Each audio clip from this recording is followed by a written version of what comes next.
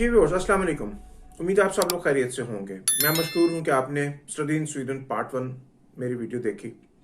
उस वीडियो के नीचे बहुत से दोस्तों ने मुख्तलिफ किस्म के क्वेश्चंस किए। मैं उनका स्टेप बाय स्टेप जवाब देने की कोशिश करूंगा इस वीडियो में।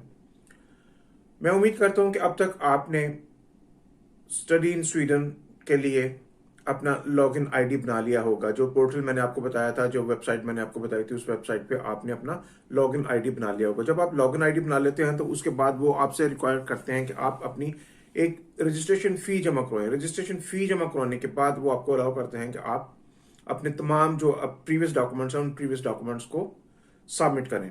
तो मैं आपको इस वीडियो में वो पूरा मेथड बताऊंगा कि किस तरह आपने अपने डॉक्यूमेंट सबमिट करने हैं, और डॉक्यूमेंट सबमिट करने से पहले उन डॉक्यूमेंट्स को आपने अपने मुल्कों के किन इदारों से रजिस्ट्रेशन, उनकी अटेस्टेशन करवानी है। क्योंकि without attestation normally Swedish universities जो हैं वो आपके डॉक्यूमेंट्स एक्सेप्ट नहीं करती। इसमें कुछ माजी में कुछ ऐसे मामला हो चुके हैं जिस वजह से अब वो बहुत केयरफुल हो चुके हैं। वो आप समझ सकते हैं कि क्यों ऐसा किया जाता है। तो हमारे मुल्कों में कुछ इदारे हैं जो हमारे प्रीवियस डॉक्यूमेंट्स को, जिसमें आपके हाई स्कूल, जिसमें आपके कॉलेज, जिसमें आपके यूनिवर्सिटी, वो तमाम डॉक्यूमेंट्स अटेस्ट करते हैं फॉर फर्दर हायर एजुकेशन, या फिर आपके इवन सो मच सो हमारे अपने मुल्कों में जो जॉब रिक्वायरमेंट्स होती हैं उनमें भी उन डॉक्यूमेंट्स को उन इदारों से टेस्ट करना लाजमी हो। तो सबसे पहले एक क्वेश्चन जो कुछ दोस्तों ने किया, मैं उसका जवाब देना जरूरी समझता हूँ। कुछ दोस्तों ने कहा कि क्या स्वीडन में पढ़ने के लिए आइल्स या टॉफल जो है वो कंपलसरी है। जी, इस सवाल का जवाब यह है कि टॉफल या आइल्स कंपलसरी है अगर आप अंडर ग्रेजुएट कोर्सेज में अप्लाई कर रहे हैं। अंडर ग्रेजुएट कोर्सेज में अप्लाई करने के लिए या अंडर ग्रेजुएट कोर्सेज में स्टडीज के लिए आपको इंडिया से, बांग्लादेश से या पाकिस्तान से आते हुए आपको टॉफल या आइल्स की रिक्वायरमेंट पूरी करना होगी। अगर आप मास्टर्स के लिए या पोस्ट ग्रेजुएट स्टडीज के लिए अप्लाई करना चाह रहे हैं तो फिर आपको टॉफल या आइल्स की जरूरत हरगिज नहीं होगी। आप विदाउट टॉफल, विदाउट आइल्स जो है वो, या proficiency, English proficiency test pass करने के बगैर आप अप्लाई कर सकते हैं। तो स्टेप 2, आपने लॉगिन कर लिया, आपने रजिस्ट्रेशन फी जमा करवा दी, आपने पोर्टल पे अपना एक पेज डेवलप कर लिया अपनी डिटेल्स देने के बाद।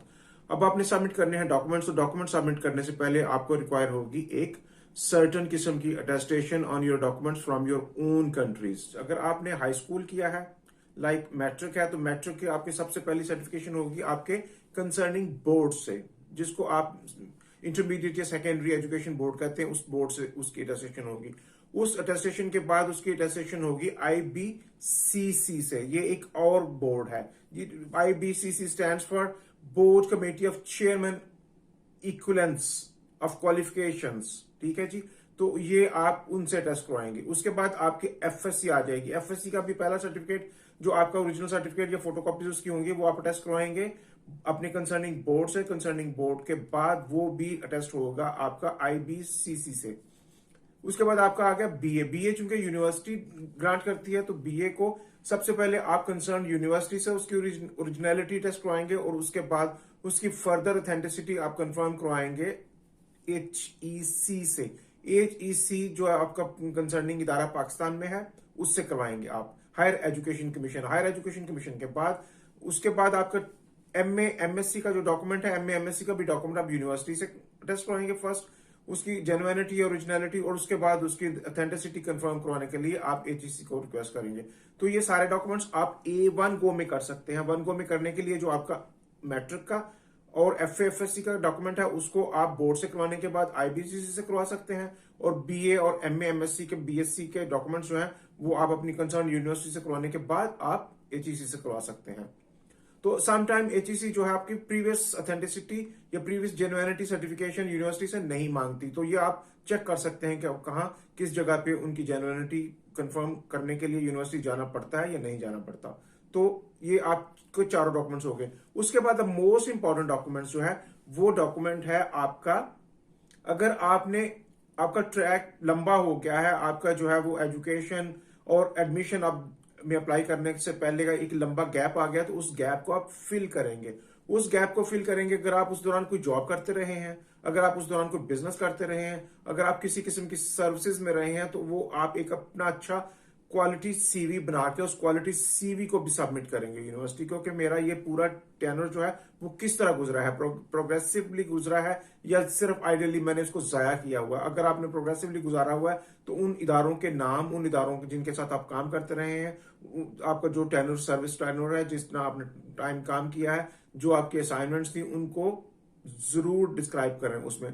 वो आपका एक प्लस पॉइंट है स्वीडन में यूनिवर्सिटीज में एडमिशन लेने के लिए, वो आपका प्लस पॉइंट है। अब मैं आता हूं इंडियन स्टूडेंट्स के लिए या बांग्लादेशी स्टूडेंट्स के लिए कि वो अपने प्रीवियस डॉक्यूमेंट्स जो है वो किन इदारों से टेस्ट करवाएंगे। तो इंडियन स्टूडेंट्स का मेरा ख्याल है अभी भी जो है ना डॉक्यूमेंट अटेस्टेशन का प्रोसीजर कुछ हमारे जैसा पुराना ही, हमारे भी आज से कुछ साल पहले ये सिस्टम चलता रहा है कि उनकी डॉक्यूमेंट अटेस्टेशन जो है वो एजुकेशन सर्टिफिकेट्स की अटेस्टेशन जो सबसे पहले नोटरी पब्लिक है, नोटरी पब्लिक के बाद उनका होम डिपार्टमेंट है, किसी जमाने में ये होम डिपार्टमेंट पाकिस्तान में भी अटेस्ट किया करता था। उसके बाद उनका मिनिस्ट्री ऑफ एक्सटर्नल अफेयर्स है, मिनिस्ट्री ऑफ एक्सटर्नल अफेयर्स हमारे बहुत सारे डॉक्यूमेंट्स पाकिस्तान में अभी भी अटेस्ट करता है। उसके बाद कंसर्न एम्बेसी की अटेस्टेशन है, जब आप मिनिस्ट्री ऑफ फॉरेन अफेयर्स से करवा लेते हैं तो फिर आपकी कंसर्न एम्बेसी, जिस एम्बेसी में अपने डॉक्यूमेंट सबमिट करने होते हैं, उसकी ऑथेंटिसिटी या उसकी जेन्युइनिटी आप उसको रिकन्फर्म करवा लेते हैं उस एम्बेसी से। उसके बाद ministry of foreign affairs again अगर किसी किस्म का क्वेश्चन आता है तो वो उसको करवा लेते हैं।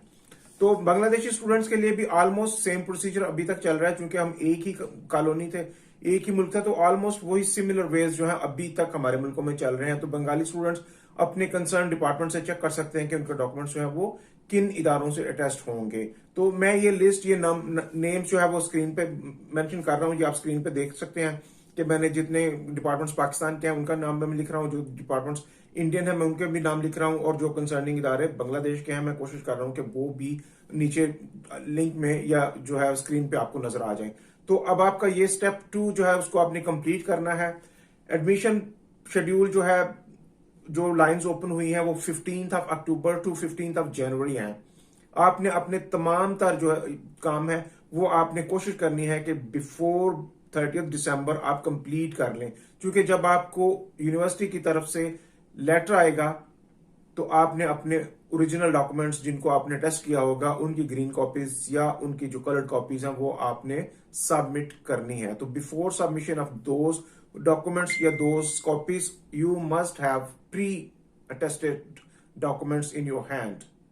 तो ये मेरी आपसे रिक्वेस्ट है कि एप्लीकेशन कंप्लीट करने से पहले अपने ये इनिशियल प्रोसीजर्स हैं इनको कंप्लीट कर लें। मेरी तीसरी वीडियो इसी सिलसिले की जो आ रही है, वो तीसरी वीडियो में मैं आपको बताऊंगा कि जब आपको एक्सेप्टेंस लेटर आ जाएगा तो एक्सेप्टेंस लेटर के बाद आपने स्वीडन आने से पहले या वीजा प्रोसीजर पूरा करने से पहले आपने क्या करना है, कौन कौन से डॉक्यूमेंट्स होंगे जो वीजा प्रोसीजर के लिए आपको चाहिए होंगे, क्या रिक्वायरमेंट्स होंगी जिसपे आपको वीजा जो है 100% ग्रांट किया जाएगा, और क्या इश्यूज होंगे जिसपे वीजा आपका रिफ्यूजल में जा सकता है। तो ये वीडियोस बड़ी इंपॉर्टेंट है उन स्टूडेंट्स के लिए जो 2022 में स्वीडन आना चाह रहे हैं।